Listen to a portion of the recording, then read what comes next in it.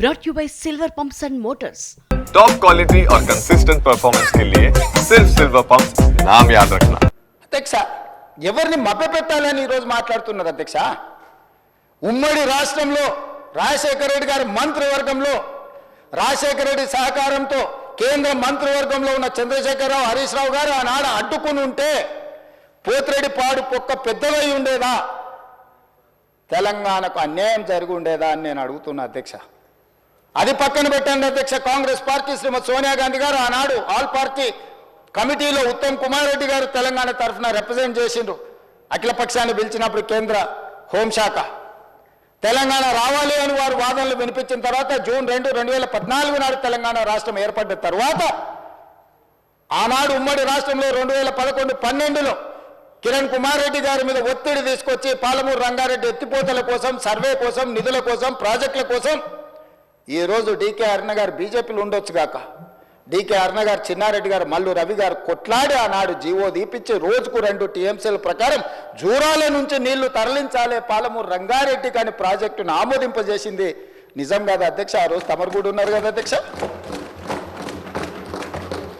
తెలంగాణ రాష్ట్రం ఏర్పడ్డ తర్వాత పాలమూరు రంగారెడ్డి ఎత్తిపోతల పథకాన్ని జూరాల నుంచి నీళ్లు తీసుకునే విధానం మీద పెద్దలు చిన్నారెడ్డి గారు ఇదే సభలో మాట్లాడితే చిన్నారెడ్డి గారిని ఏ రకంగా దూషించిండో ఈ సభనే సజీవ సాక్షి.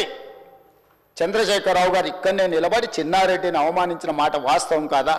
కాంట్రాక్టర్ల కోసం, కమిషన్ల కోసం, లిఫ్టుల కోసం, పంపుల కోసం, మోటార్ల కోసం కక్కుర్తిపడి కాంట్రాక్టర్ ఇచ్చిన కమిషన్ల కోసం జూరాల నుంచి తీసుకోవాల్సిన నీళ్లను శ్రీశైలం బ్యాక్ వాటర్స్ కు తరలించడంతో ప్రాజెక్టు వ్యయం 16,000 నుంచి 35,000 కోట్లకు పెరగడమే కాకుండా 100 కిలోమీటర్లు పారాల్సిన 175 కిలోమీటర్లు కాలువలు తవ్వాల్సి వచ్చి ఈ రోజు 60,000 కోట్లకు అంచనాలు పెరిగినాయి అధ్యక్ష. 2 టీఎంసీలను 1 టీఎంసీకి తగ్గించి శ్రీశైలంకు తరలించడం వల్ల ఈ రోజు ప్రాజెక్టులు కట్టిన నీళ్లు తీసుకోలేని పరిస్థితి మనకు దాపురించిన మాట వాస్తవం కాదా అధ్యక్ష?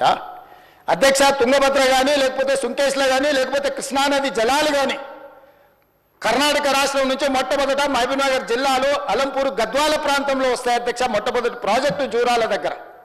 తెలంగాణ రాష్ట్రంలో కర్ణాటక నుంచి వచ్చే ఏ నీళ్ళైనా మహబూబ్నగర్ జిల్లాలో ఉన్న అలంపూర్ గద్వాల దగ్గరికి మొట్టమొదట నీళ్లు వస్తే నీళ్లు వచ్చినట్టే ఒడిచి పట్టుకొని తెలంగాణ రాష్ట్రానికి పాలమూరు జిల్లాకు, రంగారెడ్డి జిల్లాకు, నల్గొండ జిల్లాకు, ఖమ్మం జిల్లాకు తరలించుకుంటే ఈనాడు పోతిరెడ్డిపాడు లేకపోతే ముచ్చుమరి, మాల్యాల నుంచి రాయలసీమకు తరలించకపోయే అవకాశమే లేకపోతుండే అధ్యక్ష.